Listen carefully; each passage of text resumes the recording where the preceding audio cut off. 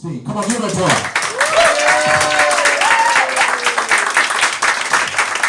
Thank you so much. Wow.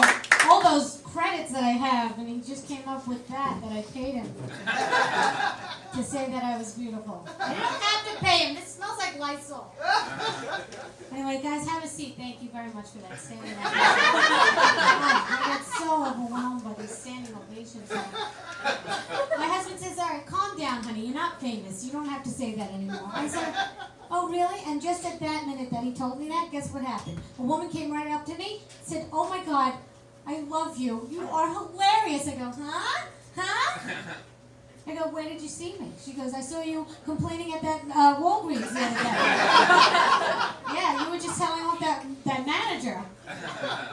Famous fame, right? Listen, I know I look like every bitch who's ever complained to a manager. But in my defense, that toothpaste was on sale and I'm a Jew.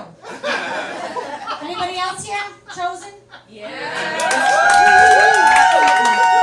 My tribe, that's right. Oh, I took that DNA test to find out if I was Jewish. No surprise, I got that shit on Cyber Monday on sale. I like the delayed laugh, that's cute. It smells. Anyway, so I'm married. I had a 22-year wedding anniversary recently. Thank you. Thank you. Yeah, it was a very special anniversary. Oh, my husband took me to this supermarket. And not just any supermarket, it was Whole Foods. I'm crunching it, yeah! Thank you.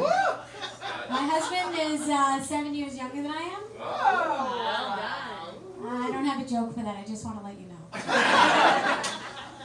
Oh my God! Just the other day, it's important to listen to your mate. You know what I mean? It's very important. I tried very consciously to listen to him. So we were laying around in bed the other night, and he says to me out of nowhere, he goes, "I want to go on an adventure.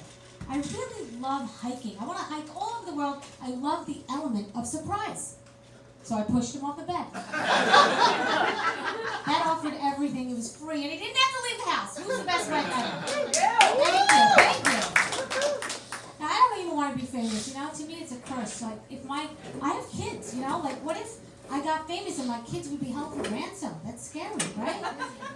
No, but like, if they got held for ransom, that's very frightening because I would be the biggest fear that I would have is that the media would find out that I took 3 days to think about paying that ransom. I said 3 days, not 3 years. You know? Every parent needs a break, am I right? Yes. That's what I'm saying. Anybody here a parent? Yeah. Anybody a babysitter? I want you to roll and wait. Was anybody here a kid once? So you know, bedtime was the hardest part. They'd say, I'm not tired when they were little. I'm not tired. I'm not tired. I'm like, you're not tired? Fine. Get a mop and a bucket and get to work. Go to the bathroom floor.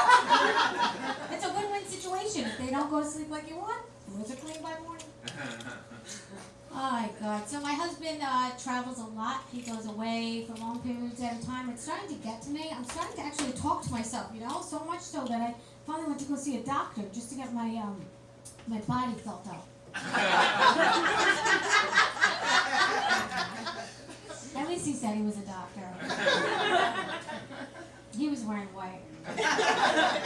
He was at a party. The point is, it's not cheating if it's a doctor. Ladies, take notes. I got very lucky, too, because it was a very thorough examination. From little to no coverage, so. I'm going back on Tuesday. It's important to take care of your health is my message here today. I can't go to my old doctor anymore. Last time I went, I wanted to save time, so I sped up the process. I stripped down to nothing. He was my eye doctor. You can never be too thorough. Plus, the lighting was better in the waiting room. He gets it. I can't go to my old doctor anymore, so it doesn't matter. Huh, he's not going to hear us. Anyway, so, who here is a feminist? Let me hear it from the feminists. Just 2 people? Oh, really? Let me hear it from the feminists in this room. Alright, feminists, I'm not gonna lie, you're fucking up my shit. My husband's starting to think we're equal now.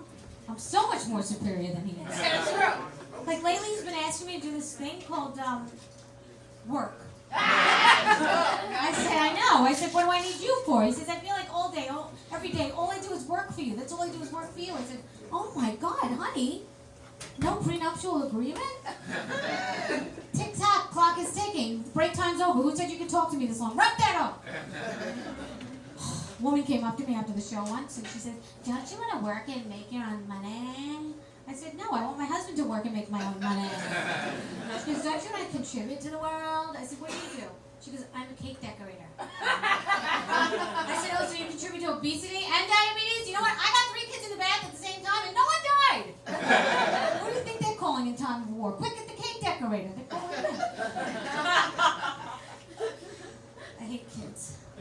Not everybody's, just mine. Oh, very clingy. Yeah, very clingy, very expensive. I have to pay for everything with the money my husband gives me. Right? I have to pay for their food. I have to pay for their violin lessons. I have to pay other children to play with them. I'm kidding, they don't play violin, I'm not a mom. My friends give me a hard time because I give my kids an eating disorder. You know, to save money.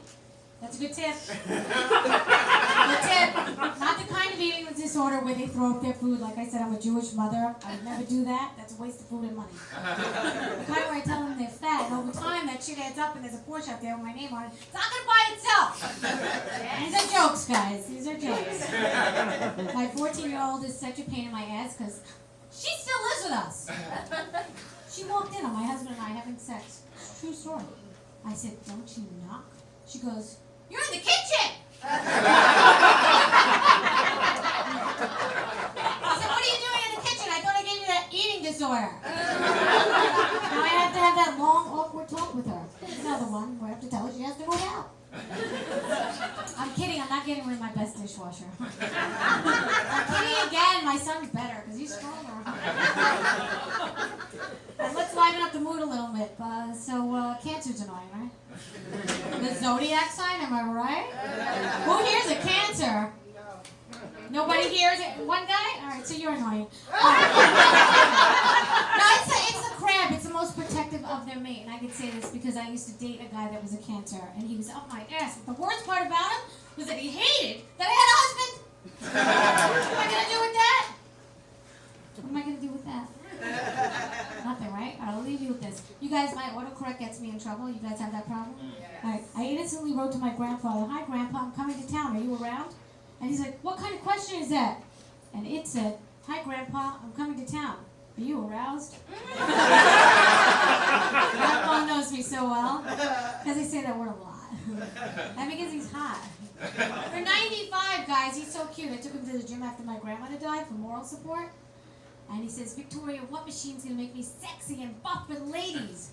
I go, Grandpa, you're adorable. It's the ATM machine. Now give me 5 reps of 20. That portion's buying itself. Thank you. Applause for it. Oh, guys, have a seat. Have a seat. Follow me on Instagram if you want. Victoria, the comedian. See you later.